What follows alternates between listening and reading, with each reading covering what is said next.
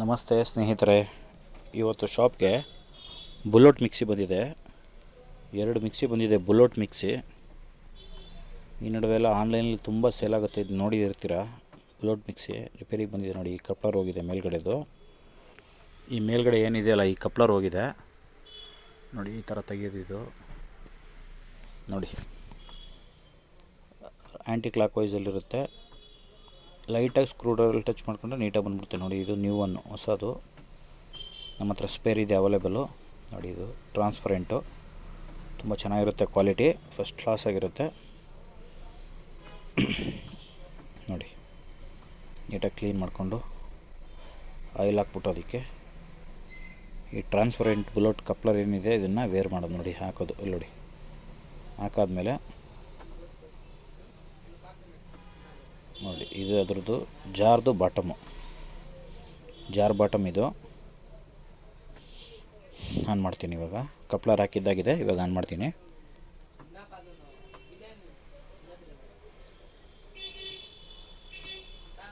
ಇದು ಆ್ಯಕ್ಚುಲಿ 3 ಕಡೆ ಸ್ವಿಚ್ ಇರುತ್ತೆ. ಇದರಲ್ಲಿ 3 ಕ್ಲಿಪ್ ಇರುತ್ತೆ, ಒಂದು ಸ್ವಿಚ್ ಇರುತ್ತೆ ನೋಡಿ. ಇದು ಸ್ವಿಚ್ ನೋಡಿ, ರನ್ನಿಂಗ್ ಆಗ್ತಾಯಿದೆ, ಓಡ್ತಾಯಿದೆ. ಮೇಲ್ಗಡೆ ಜಾರು ಕಸ್ಟಮರು ತಂದಿಲ್ಲ ನೋಡಿ. ಇದ್ರದ್ದು ಕಪ್ಲರ್ ಹೋಗಿದೆ.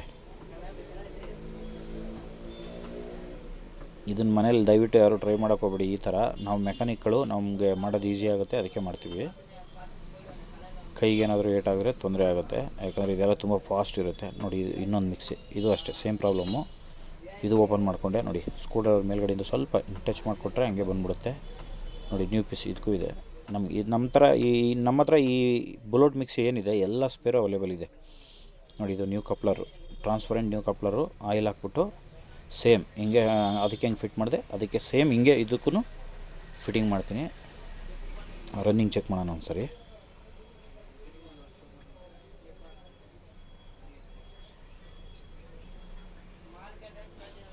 ನೋಡಿ, ರನ್ ಆಗ್ತಾಯಿದೆ ಇವಾಗ ನೋಡಿ. ಈ ಥರ ಟಿಪ್ ಟಾಪ್ ಅಂತ ರೆಡಿ ಆಯಿತು ಎರಡೂ. ಆಲ್ಮೋಸ್ಟ್ 70% ಇದಕ್ಕೆ ಇದೇ ಪ್ರಾಬ್ಲಮ್ ಬರೋದು. ಕಪ್ಲರ್ಸ್, ಮೋಟ್ರ್ ಕಪ್ಲರ್ ಹೋಗಿರುತ್ತೆ, ಇಲ್ಲ ಜಾರ್ ಬೇಸ್ ಕಪ್ಲರ್ ನೋಡಿ. ಇದು ಇದೆಯಲ್ಲ, ಇದು 4 ಬೇಸ್ ಇದೆ. 4 ಬೇಸ್ಗೂ ಕಪ್ಲರ್ ಹೊಂಟೋಗಿದೆ.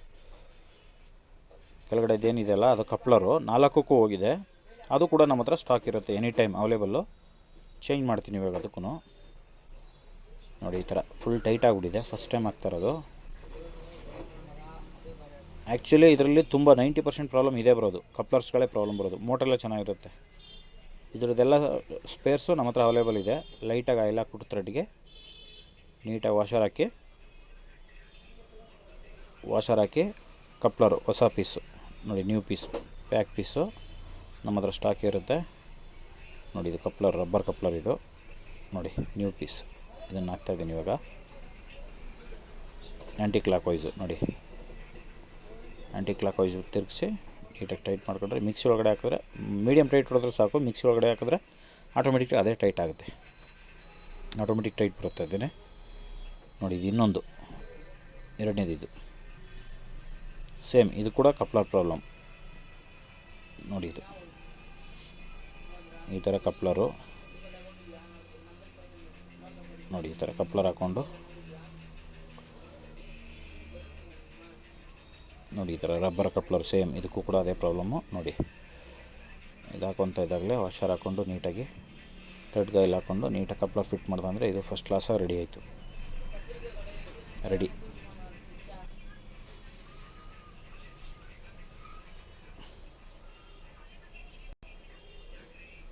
ಪವರ್ ವೈರ್ ಕೂಡ ಎಲ್ಲಿದೆಪ್ಪ? ವೈರ್ ಹಾಕಪ್ಪ ಒಂದು ಸ್ವಲ್ಪ ಇದಕ್ಕೆ.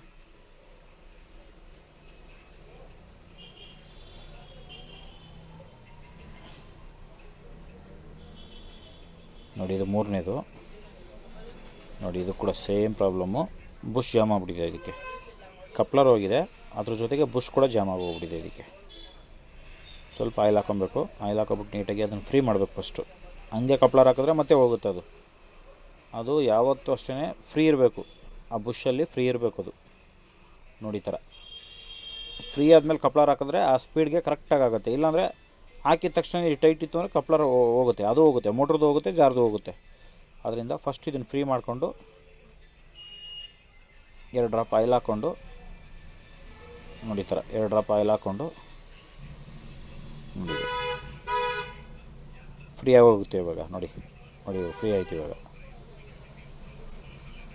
ನೋಡಿ ಇದಕ್ಕೆ ಹೊಸ ಕಪ್ಲರ್, ನ್ಯೂ ಕಪ್ಲರು. ಇದು ಕೂಡ ಹೊಸ ಕಪ್ಲರ್ ಹಾಕ್ಕೊಂಡು ನೋಡಿ